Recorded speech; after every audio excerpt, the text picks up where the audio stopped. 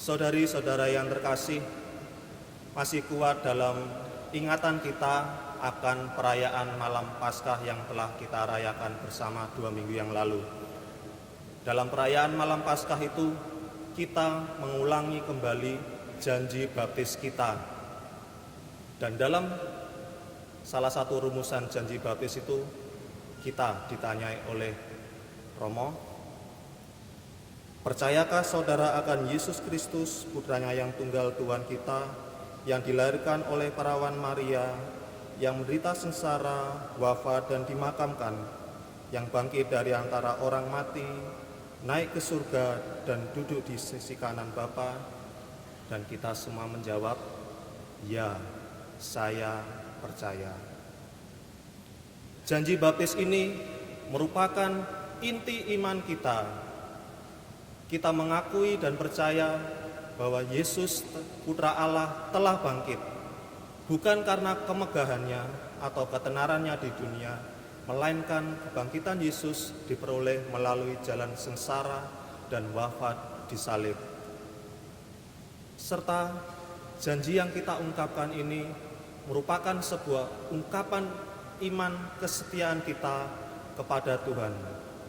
Jadi janji baptis ini bukanlah sekedar janji yang terus-menerus kita ulangi setiap tahunnya tanpa memiliki arti apapun.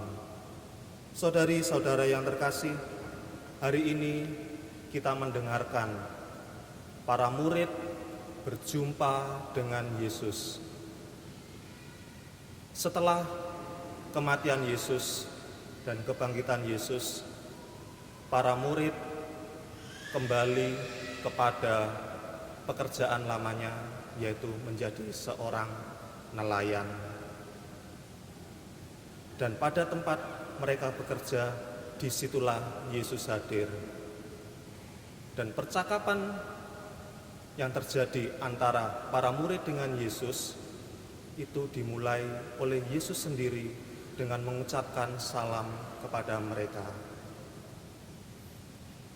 Tempat Danau Tiberias ini sungguh mempunyai arti bagi perjumpaan para murid dengan Yesus sebelum Yesus wafat, yaitu ketika mereka pertama kali dipanggil oleh Tuhan Yesus untuk menjadi murid-muridnya, dan ketika Yesus menyuruh mereka untuk bertolak lebih dalam untuk menjala ikan yang ada di Danau Tiberias itu.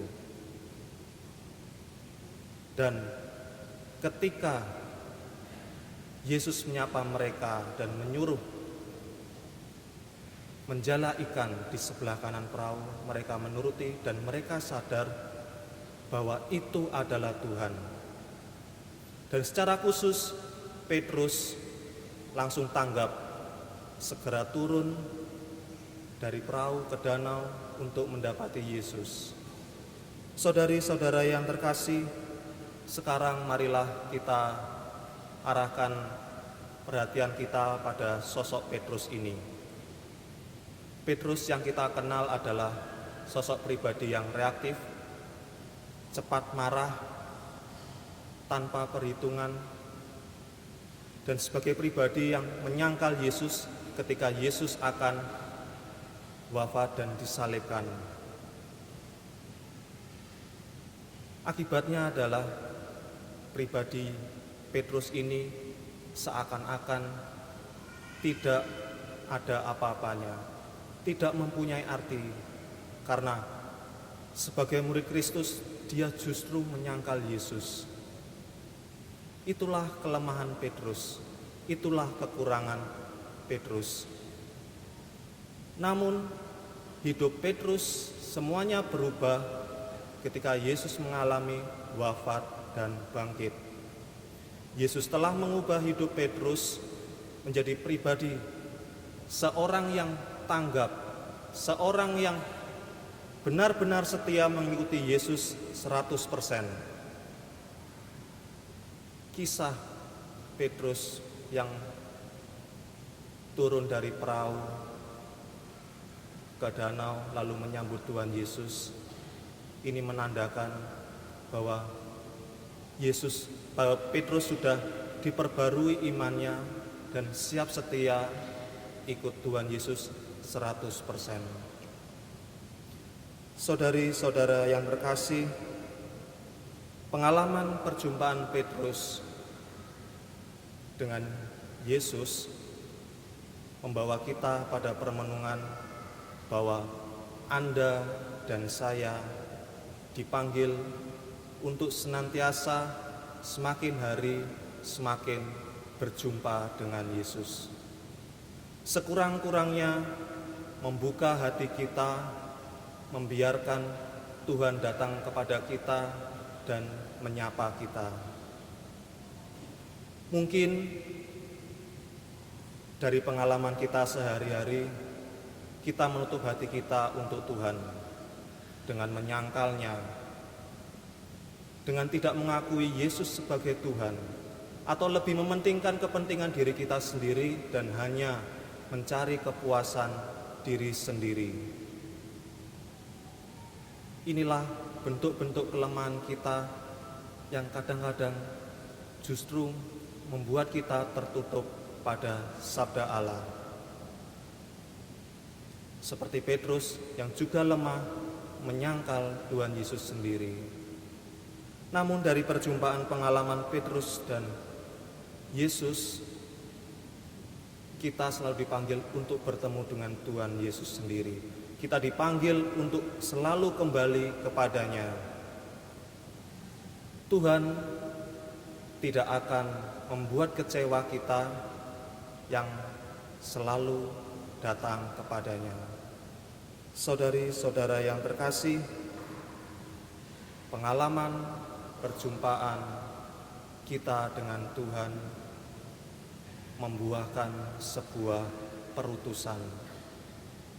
Perutusan kesaksian untuk mewartakan kebangkitan Tuhan Yesus yang telah bangkit. Semangat para rasul yang kita dengar dari Kisah Para Rasul, pertama-tama karena mereka mewartakan kebenaran Tuhan Yesus yang telah bangkit. Pewartaan yang mereka sampaikan bukanlah opini dari banyak orang bahwa Yesus telah bangkit, atau hanya akal-akalan para murid saja, tetapi karena mereka telah lebih dahulu mengalami perjumpaan dengan Yesus sendiri. Dan dari sinilah, dari pengalaman kesaksian inilah, bahwa ada kemendesakan kebenaran itu harus diwartakan dan didengarkan oleh semua orang. Tidak lagi mempedulikan apa yang akan terjadi pada diri para rasul yang akan disesah, tetapi mereka justru semakin bergembira, boleh menderita dalam nama Tuhan Yesus sendiri. Saudara-saudara yang terkasih, kesaksian tentang Tuhan Yesus yang bangkit masihlah sangat relevan untuk zaman ini. Ketika zaman ini dipenuhi dengan kecemasan, baiklah kita membawa harapan. Ketika zaman ini terjadi kesedihan, baiklah kita menjadi kegembiraan. Ketika zaman ini terjadi kegelapan, banyak perang, banyak permusuhan, baiklah kita menjadi pembawa terang dan pembawa damai.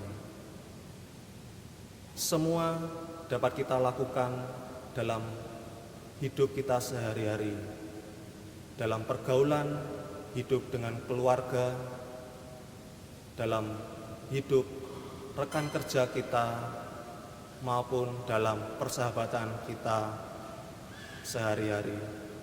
Semuanya ini bertujuan semata-mata biarlah sukacita dan damai Tuhan berada di atas bumi ini.